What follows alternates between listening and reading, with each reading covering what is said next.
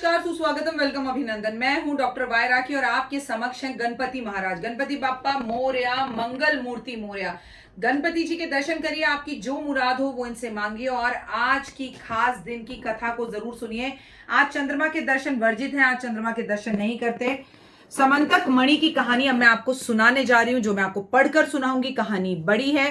कहते हैं इस कथा को पढ़ने और सुनने से सभी दोष खत्म होते हैं, सभी रोग खत्म होते हैं। श्री कृष्ण भगवान पर भी आज के दिन, आज की रात्रि चंद्रमा के दर्शन करने से कलंक लगा था। तो सोचिए आप और मैं कैसे बच सकते हैं। पहले तो आपने अब गणपति जी के दर्शन कर लिए हैं, दूसरा अब आप ये कथा सुनने जा रहे हैं, तीसरा आप आज भगवान पर हरी हरी घास दूबा अर्पण जरूर करें।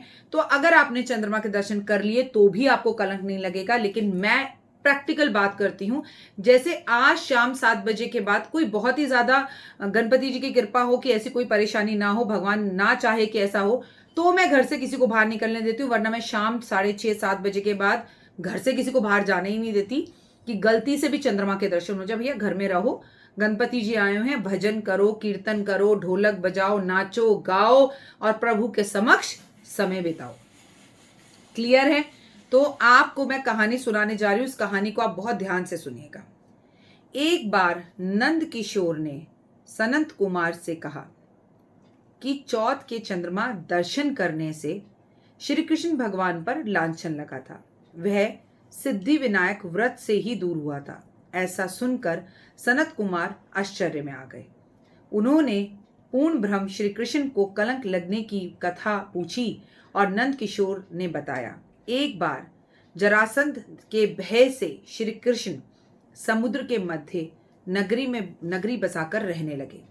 इसी नगरी को आजकल लोग द्वारकापुरी के नाम से जानते हैं। द्वारकापुरी में निवास करने वाले सहस्त्रजीत यादव ने सूर्यमणि प्रार्थना करी सूर्यदेव से और सूर्य देवता की आराधना कर तब भगवान सूर्यदेव ने उनको एक ऐसी मणि अपने गले से उतार कर दी जो नित्य ही 8 भार सोना देती थी। समंतक मणि इसका नाम था। मणि पाकर सत्यजीत यादव जब समाज में गए तो श्री कृष्ण भगवान ने उस मणि को प्राप्त करने की इच्छा उनके सामने व्यक्त की। सत्यजीत ने वह मणि श्री कृष्ण भगवान को ना देकर अपने भाई प्रसन्नचित को दे दी। एक दिन प्रसन्नचित घोड़े पर चढ़कर शिकार करने के लिए गए। वहां एक शेर ने उन्हें मार डाला।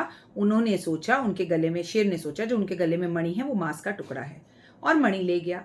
रीछों के राजा जामवत उस सिंह को मारकर वो मणि अपनी गुफा में लेके चले गए। जब प्रसन्नचित कई दिनों तक शिकार से लौटकर वापस ना आए तो सत्यजीत को बड़ा दुख हुआ। उसने सोचा श्री कृष्ण भगवान ने मणि प्राप्त करने के लिए मेरे भाई का वध कर दिया होगा, अतः बिना किसी प्रकार की जानकारी जुटाए उसने प्रचार कर दिया कि श्री कृष्ण ने प्रसन्नचित को मारकर मेरी समंतक मणि छीन ली है मेरे भाई से। इस लोक निंदा का निवारण करने के लिए श्री कृष्ण भगवान बहुत सारे लोगों को लेकर प्रसन्नचित को ढूंढने वन में गए। जब वहां प्रसन्नचित को शेर द्वारा मारा डालने जाने की बात उन्हें पता लगी और शेर को रीछ के द्वारा मारे जाने की बात उन्हें पता चली और उसके कुछ चिन्ह भी मिले, तो रीछ के पैरों को खोज करते करते वे जामवत की गुफा में पहुंचे और गुफा के भीतर चले गए। वहां उन्होंने देखा कि जामवत की पुत्री उस मणि से खेल रही थी। श्री कृष्ण को देखते ही जामवत युद्ध के लिए तैयार हो गया और दोनों के बीच में युद्ध हुआ। युद्ध छिड़ गया। गुफा के बाहर श्री कृष्ण के साथियों ने उनका 7 दिन तक इंतजार किया, प्रतीक्षा की, लेकिन जब वे लौटकर वापस नहीं आए तो उन्हें मरा हुआ जानकर वो पश्चाताप करते हुए द्वारकापुरी लौट आए। इधर 21 दिन तक लगातार युद्ध करने पर जामवत श्री कृष्ण जी से पराजित ना कर पाया। अब कृष्ण जी को कौन पराजित कर सकता है? तब उन्होंने सोचा कि ये राम जी का ही अवतार हैं और राम जी मैं राम से ही पराजित नहीं हो सकता। उनके पैरों में गिर गए और खुश होकर उन्होंने अपनी कन्या का विवाह श्री कृष्ण भगवान के साथ कर दिया और श्री कृष्ण भगवान को तोहफे के रूप में मणि दे दी। कथा में लिखा है कि दहेज के रूप में दे दी, बट मैं ये शब्द का इस्तेमाल नहीं करूंगी, तोहफे के रूप में दे दी। श्री कृष्ण भगवान मणि लेकर वापस आए तो सत्यजीत को अपने किए पर बहुत पछतावा हुआ। उसने कृष्ण जी से माफी मांगी, लज्जा के मारे उनके पैरों में गिर गया और अपनी पुत्री का विवाह भी श्री कृष्ण भगवान से कर दिया।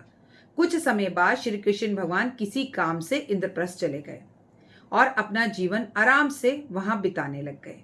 ये एक छोटी सी ऐसी कहानी है जिसके ऊपर मणि चोरी करने के लिए भगवान के ऊपर भी इल्जाम लगा था। लेकिन ऐसा क्या हुआ था आज की चौथ के दिन यानी चतुर्थी के दिन कि जब भगवान के दर्शन वर्जित है। मैंने आपसे कहा जब जन्म हुआ, आपको पता है कि जो गणपति महाराज है उनका जन्म नहीं हुआ था। नहाते नहाते अपनी मैल से एक हल्दी के टुकड़े से हल्दी का रूप और उसे आकार देकर माँ गौरा ने इन्हें अपने आप प्रकट किया था, बनाया था। वो ये चाहती थी जितने भी गण हैं, जैसे नंदी है, सब है, सब शंकर भगवान की पूजा करते हैं, मेरा तो कोई भी गण नहीं है, तो मैं अपनी सुरक्षा के लिए गण को बनाऊं। और उन्होंने गणेश को बनाया, रिद्धि दी, बुद्धि दी और शुभ लाभ दिया। बहुत मतलब सारी चीजों से इनको पूरी तरह से सुरक्षित कर दिया और बुद्धि का दाता बना दिया और बहुत ही ज्यादा ताकतवर और बलवान बना दिया। इसके साथ साथ जब चंद्रमा अपना सभी देवी देवताओं के द्वारा पूजित हो रहे थे, पूजा जा रहा था उन्हें, तो उन्होंने बहुत सारे जो है लड्डू खा लिए, बहुत सारे मोदक खा लिए, तो उनका पेट बाहर निकल गया। तो वो एक कदम चल रहे लुढ़क रहे, एक कदम चल रहे लुढ़क रहे।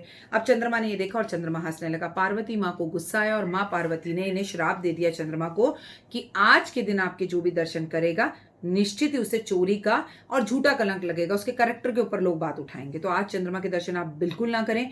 कहते हैं इस कथा को कोई सुन ले और उसके बाद चंद्रमा के दर्शन करे तो उसे कोई रोग या दोष नहीं सताता। इसलिए आज अपने परिवार को, बड़ों को, बुजुर्गों को, छोटों को, बच्चों को, सबको ये कथा जरूर सुनाएगा। गणपति महाराज आपकी सब मुरादें पूरी करें। मैं 10 दिन जमकर इनकी सेवा करूंगी। आज मेरा व्रत है।